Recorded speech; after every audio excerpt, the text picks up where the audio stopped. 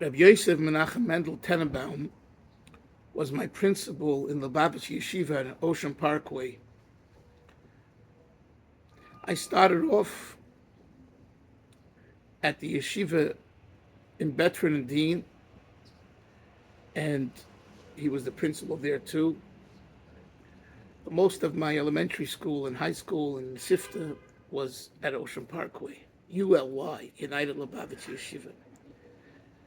Rabbi Tenenbaum was a very, very, very special person.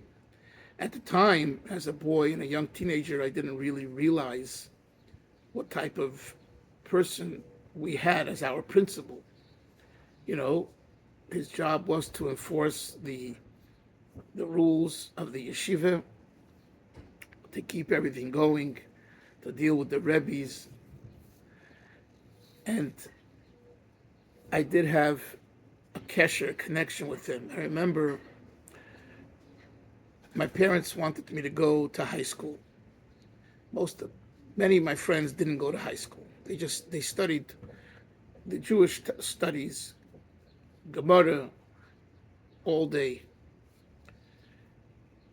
I didn't want to really go. So he called me in. Rabbi Tenenbaum said to me, Chaim, he said, listen, I'm not telling you to go, but since your parents want you to go, you have a mitzvah of kibud avei, respecting your parents. And therefore, you're going. And if you're going, you have to do your best, not just do it halfway, half-baked. You have to really do it very well. Because as I went, I was, playing around in the sense of not taking my studies seriously. When he called me in to tell me this, I changed my attitude and I excelled in certain areas in high school. And I see today how those helped me in many ways to disseminate Torah and Chasidism. Whether it be the speaking, public speaking, writing, English grammar, sentence structure, and different things. So I'm thankful to Rabbi Tenenbaum to put his foot down and tell me, you're going, you have a mitzvah to listen, and not only that, you have to be an A student. I don't know if I was an A student, but I took my studies more seriously from that time on. Rabbi Tenenbaum himself was also born in Poland. He was a survivor together with the other Lubavitcher students, Rabbi Reichik, Rabbi Weinberg, Rabbi Kotlarski, and the list goes on. They were in Shanghai. They were in the yeshiva in Warsaw, at Tvatsk. Then they survived, and they were in Shanghai, and then they came to America. He came to Canada, and then later, in 1945, I believe, he was appointed as a shliach by the Frierdiker Rebbe to open up the Temimim Yeshiva in Philadelphia, and then later, in 48 or 49, he came over, I believe, to New York. The Rabbi Garari, or the Rashag, brought him to be the principal of the Lubavitcher Yeshiva in Bedford and Dean. He was a quiet man. He wasn't loud, and it was always interesting to think of him as the principal. Usually a principal is more dominant and outspoken, but he was not that way. But when he had to put his foot down, he put his foot down. I remember once we would go to play ball at a nearby park on Ocean Parkway during recess, and we got caught up in the game. We came late, and he counseled us. He penalized us, and he gave us I forget if we had to study something. I forget what it was. And we said, Rabbi Tenenbaum, come on, give us a break. He said, I'm sorry.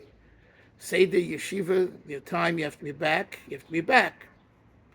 You chose to extend your time, very nice. But for that, you have to You have to do tshuva. You have to make it up. So when he had to put his foot down, he put his foot down. I remember in Beis Medrash, when I was about 17, I was just getting into learning on my own with my chavrusa, with my study partner, and learning more deeply and in an analytical way. And I look forward to learning with a strong student, so both of us can really excel and climb the ladder and really know the material with the commentaries very well and all of that. And he told me, I want you to learn with this and this student. And the student was from another country, and he was much weaker.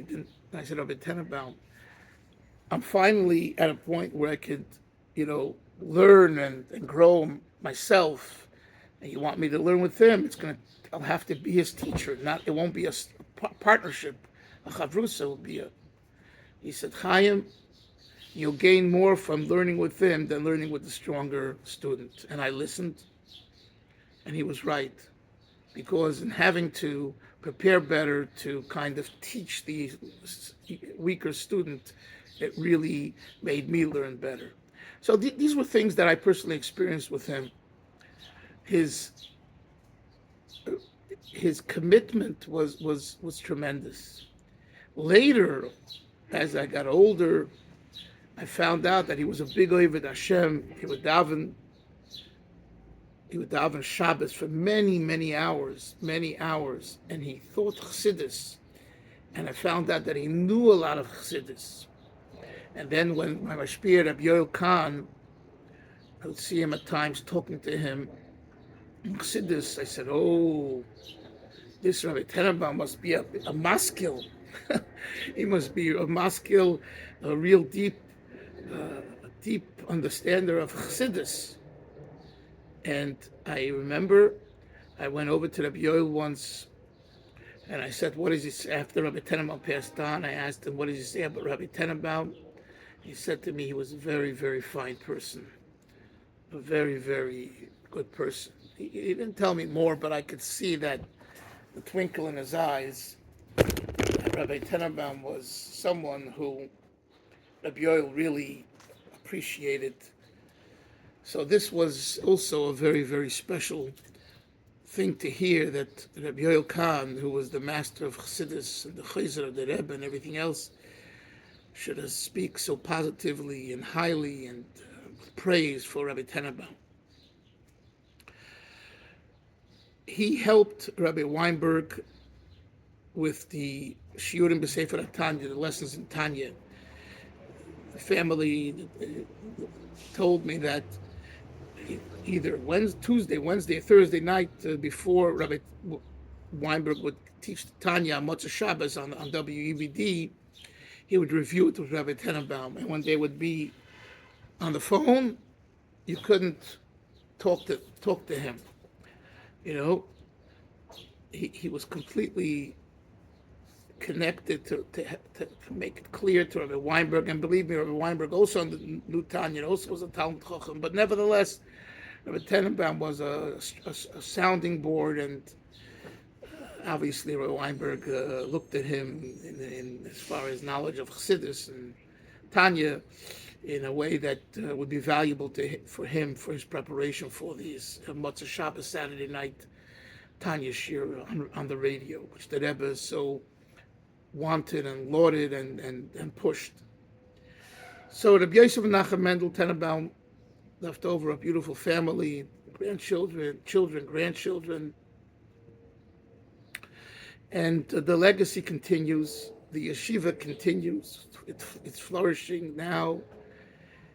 Baruch Hashem, Chabad-Lubavitcher Yeshiva, Ocean Parkway, and we look forward to learning from a person like Rabbi Tenenbaum, who followed literally B'darkei Rabbi Seinu the Sienu in doing all of the things that he did, both in his childhood and his teenhood, and as a survivor. He came, I believe, from a Kotzker home, and then it became a Lubavitcher, through learning in the Chabad-Lubavitcher Yeshiva.